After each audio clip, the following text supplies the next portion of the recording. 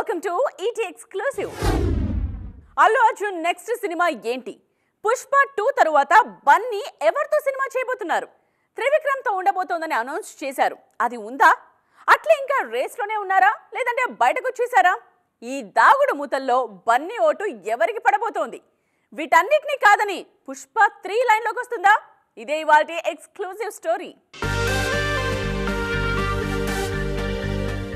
అనుకున్నట్లుగానే December 6న పుష్పగాడి rule ఉంటుందని చెప్తున్నారు దర్శక నిర్మాతలు.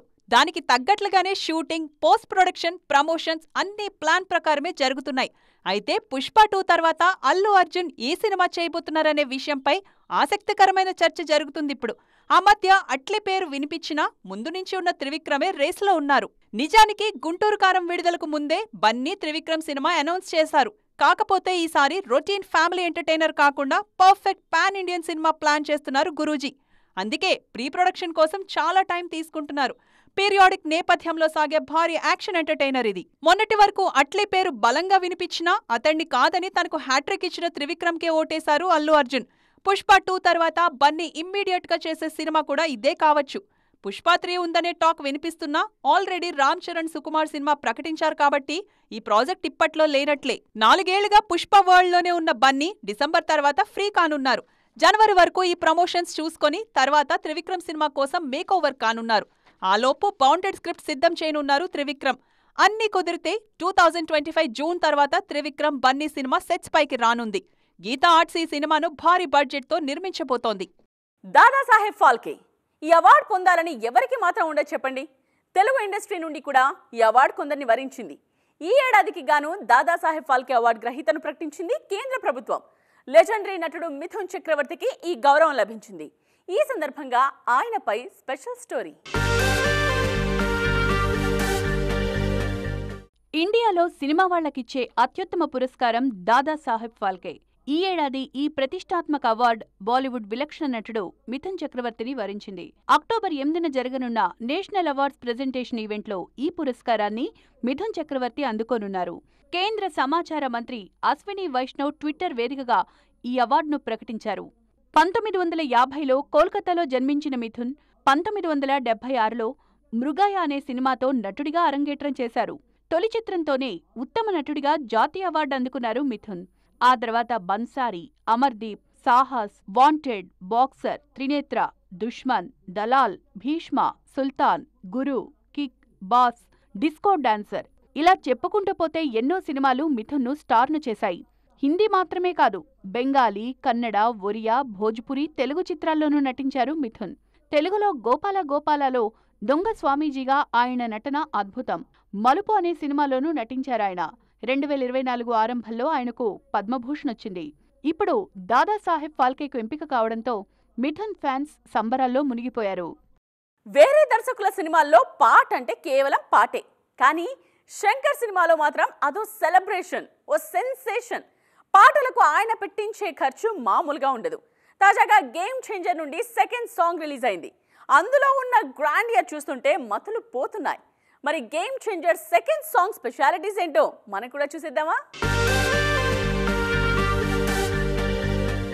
చాలా రోజులుగా ఊరిస్తున్న గేమ్ చేంజర్ 2వ పాట వచ్చేసింది. జరగండి జరగండి పాటతో కాస్త నిరాశపడిన ఫ్యాన్స్ ఇది చూశాక ఖుషి అవుతున్నారు.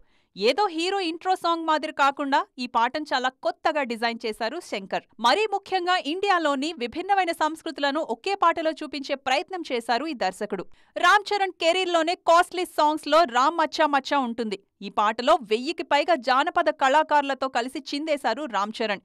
ఏపీలో గుసాడి, కొమ్మకోయ, తప్పెటగుళ్ళు, వెస్ట్ బెంగాల్ కల్చర్ అయిన చౌ, ఒరిస్సా నృత్యమైన గుమ్రా, రానప్ప, పైకా, దుర్వా, కర్ణాటక నృత్య రీతులు హలారి, ఒక్కలిగా, గొరవర, కుణిత డాన్స్లను ఈ పాటలో భాగం చేశారు. బాలీవుడ్ స్టార్ కొరియోగ్రాఫర్ గణేష్ ఆచార్య ఈ పాటకు కొరియోగ్రఫీ చేశారు. సాంగ్ విడుదలకు ముందే ఇందులో ఉన్న ప్రత్యేకతలు వివరిస్తూ శంకర్ థమన్ ఒకటి, దిల్ రాజు, లిరిక్ రైటర్ అనంత్ శ్రీరామ్ మరొక వీడియోను విడుదల చేశారు. ఈ పాట సినిమాపై అంచనాలు పెంచేస్తుందనడంలో సందేహం లేదు. రిలీజ్ డేట్ పై త్వరలోనే క్లారిటీ రానుంది. హీరోల ఇమేజ్ బాక్స్ ఆఫీస్ ను డామినేట్ చేస్తుందా?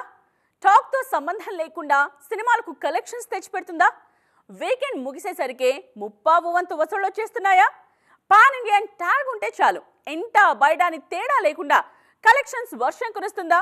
అసలు ఏం జరుగుతోంది ఇండస్ట్రీలో? నిజాలు మాట్లాడుకోవాలంటే దేవర సినిమాకు మొదటి రోజు వచ్చిన టాక్ ఫస్ట్ వీకెండ్ తర్వాత ఆ సినిమాకు వచ్చిన వసూళ్లకు ఎక్కడా పొంతనే లేదు.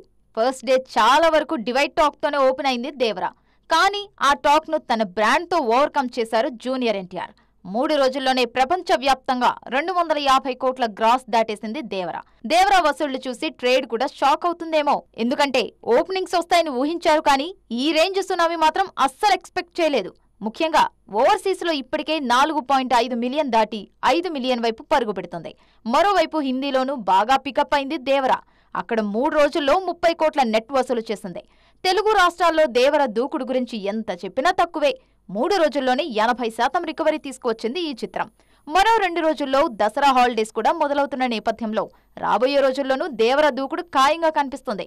రాజమౌళి తర్వాత హీరోలకు హిట్ ఉండదనే బ్యాడ్ సెంటిమెంట్ కు తారక్ బ్రేక్ చెప్పినట్లే. కొన్ని నెలలుగా సినిమాలకు దూరంగా ఉన్న పవన్ కళ్యాణ్ గత వారం నుండి వీరమల్లుతో బిజీ అయ్యారు. ప్రభాస్ ఎప్పట్లాగే ఫుల్ బిజీగా ఉన్నారు. రామ్ చరణ్ మళ్ళీ గేమ్ చేంజర్ నుండి చిన్న బ్రేక్ తీసుకున్నారు. రాజమౌళి సినిమా వర్క్ త్వరలోనే మొదలు కానుంది. ఇలా ముక్కలుగా కాకుండా ఫుల్ షూటింగ్ అప్డేట్స్ మీకోసం.